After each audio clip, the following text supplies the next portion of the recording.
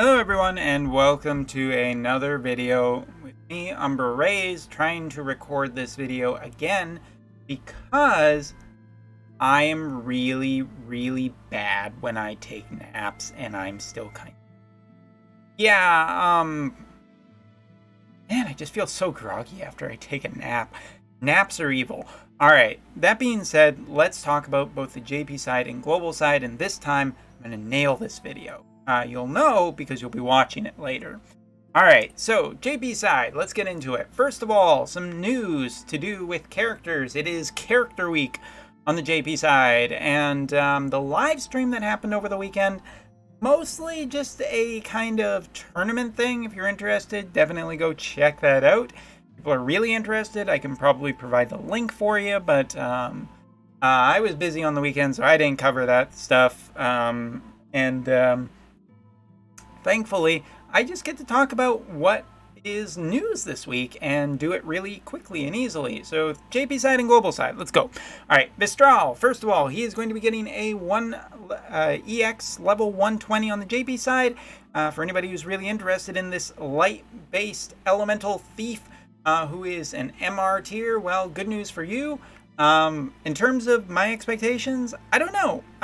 There were some interesting mid-tier stuff last week, so we might be due for some more interesting mid-tier stuff this week, but I'm not a big fan of this character, so I'll keep an eye on him, but my hopes are pretty meh, mainly because I'm just not excited about it, the premise of him. Next up, we have two actual new characters coming to the game this week, Cowl and Mua. And taking a look first of all at Cowl, this guy is a wind elemental UR character who is basically he's a non-gacha character. He is a welfare character for anybody out there. So Cowl, first of all, primary job sniper, secondary job gunner, last is the Nightblade job. Here on the JP side, cost of 80. This character is going to be primarily, well, at this point, you guys should know kind of the stuff that will be available from Sniper, Gunner, and Nightblade. I think that this unit overall is going to be interesting. Sniper and Archer are a good primary class. Sniper, anything with a bow just kind of allows you to get potentially easy AP quickly. He's also going to be our first sniper to end up with a level... Oh, wait, before I make that statement, I think Xmas Victoria, maybe. Or, sorry, for you globalers, Winter Victoria. I'm actually just going to pull that up right in the middle of this video, really. That's the... But, I think that this unit is potential... Ah, yes, Victoria was a sniper primary. Interesting. All right, so yeah, I should bring that up because I think overall Victoria winter version with the sniper, dual gunner, and paladin was a much better mix of classes. Not to say that this will be bad by any means, but I think that dual gunner has some better stuff in it than regular gunner, and I want to say that that's going to be better, but there is something else. Being a welfare unit, they just do not get limit bursts, which I think is a crime because limit bursts are one of the things that really set apart characters in the game.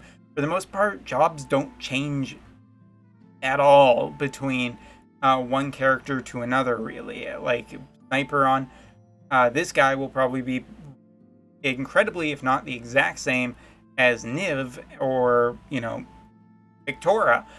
Winter version. So yeah, limit burst is a big deal that makes characters feel very unique and different from one another. So the fact that this guy is not going to have that, and not even the animation is really needed, but just not a limit burst, I think it's going to take a little bit away from him. That being said, a free UR quality wind elemental archer is something that I kind of really do want in my life, and I think this unit, he looks really cool. I absolutely want to add him to my team. So I'm just going to place my hopes that he's going to end up being better than I think he's going to end up being. And even his master ability does support his shooting power going up. So maybe it'll be fine. But other than that, Cowl is a free unit, and that is something to be celebrated for. Now, talking about the premium character, Mua here. Messenger / Kotodama is her primary job, Red Mage is secondary, and Cleric is tertiary. So here you're looking at a offensive magical elemental character with some support as well. Kotodama is a great class. I think it's fantastic for mages. The only one I think is still potentially better. Anyone wants to argue with me on this one, go for it. But I think the generalized class, not a specialized job, the best one I still think is probably Calculator because of how good it is for farm most of the time. Still, Messenger is a very close second. Red Mage will give access probably to something like Magic Jammer, as well as maybe some status effects, which could end up being good for her. And Cleric could just end up meaning that she'll end up being a DPS with some good support and potentially status effect resistance, which could just be really, really important. It could be a very important thing in my life. I'm not entirely sure yet, but I do think it is worth considering. What is definitely going to be awesome about this water elemental UR is the fact that her limit burst is the great thing that I've been looking forward to for a support for water elemental teams. Limit burst for 3 turns will reduce the amount of water resistance and then deal a large amount of water magic elemental damage.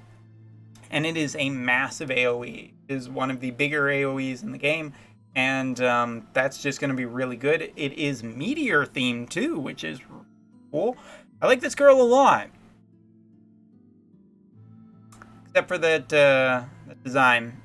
I did have a theory that I'm going to share very quickly in this video, that I have a feeling that the Wotv artists, I don't know, I feel like when they were growing up, I want to say that they were just a family that couldn't afford, steak, because steak is an expensive meat. And living here in Japan, I feel like it is very expensive, especially Kobe beef and whatnot. But I want to just say that I have a feeling that the family grew up with maybe a lot of chicken, and I feel like maybe there was some abuse towards the artists when they were very young, that they just never got, all they were ever able to eat were chicken breasts, because really a lot of the times there seems to be a thigh obsession in the game. But don't worry, she did end up with a nice washcloth to cover her crotch, otherwise that would be a very awkward battlefield.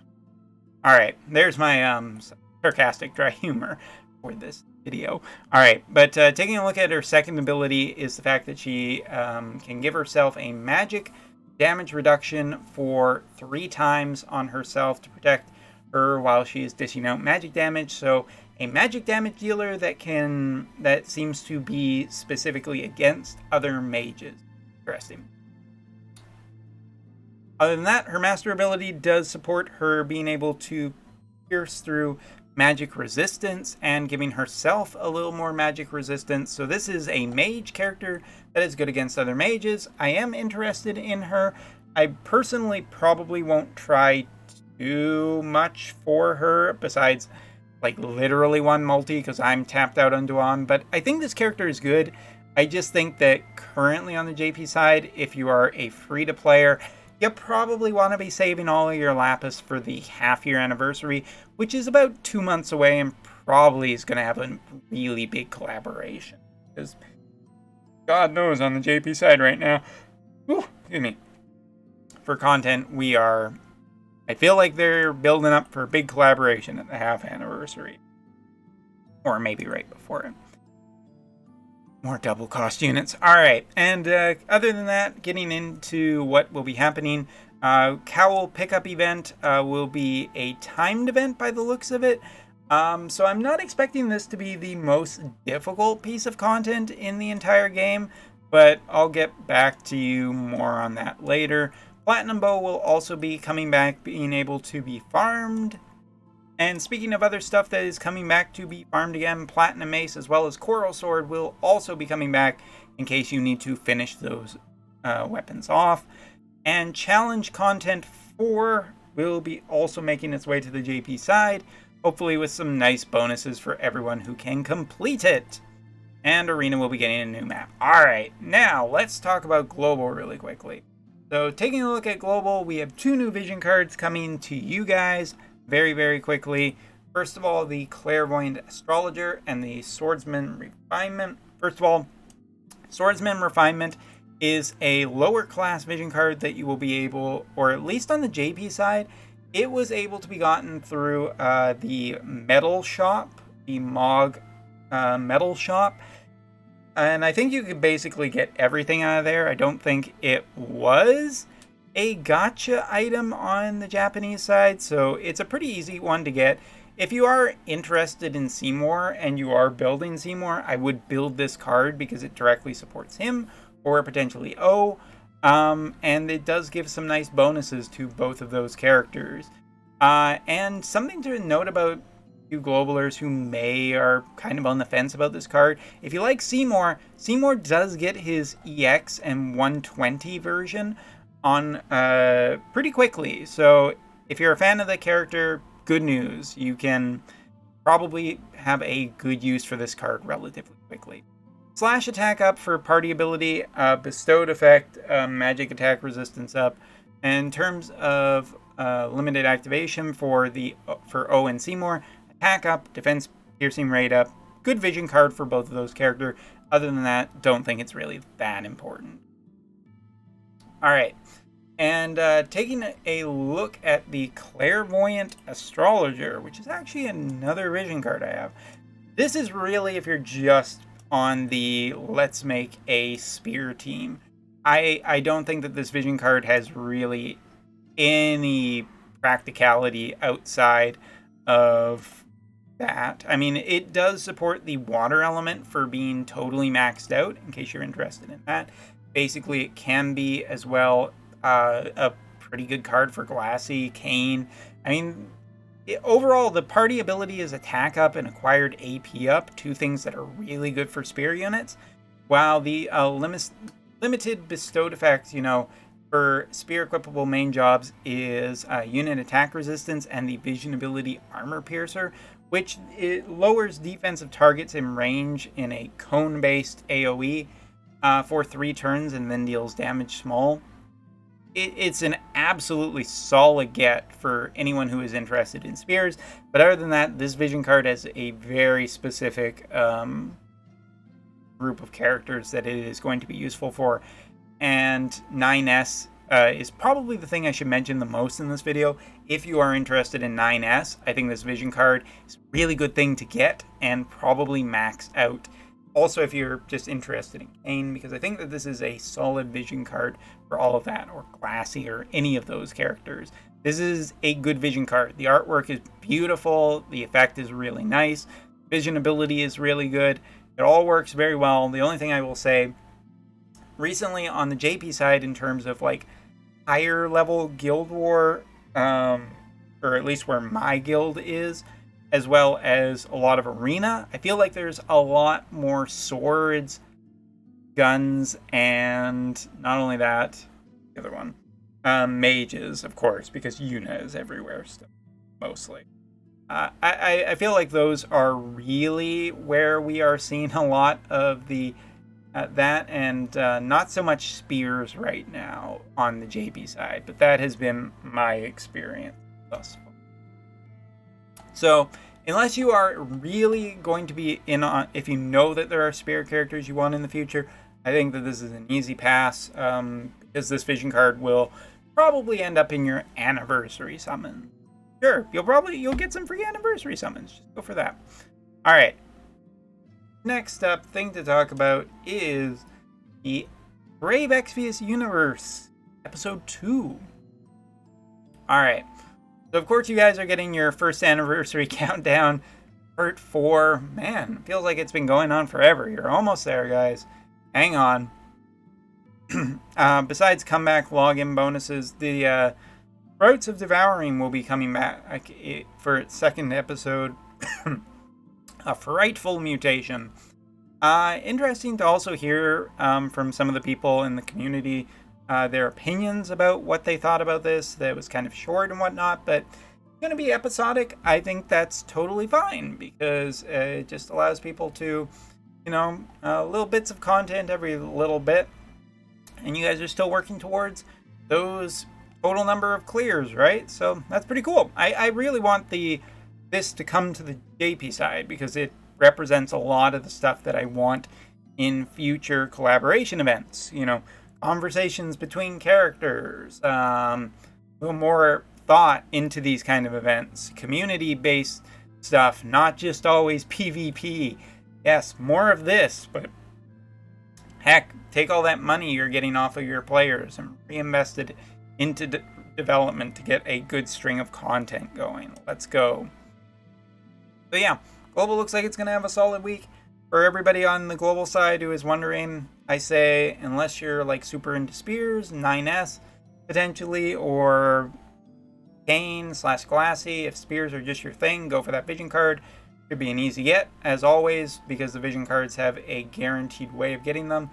And for people who are not, stay strong and hold just like the people who are doing the GME stock stuff. Still going on. Alright, so yeah, that's all for this video. I'm going to be taking a look, and my voice is just starting to die in the middle of this video.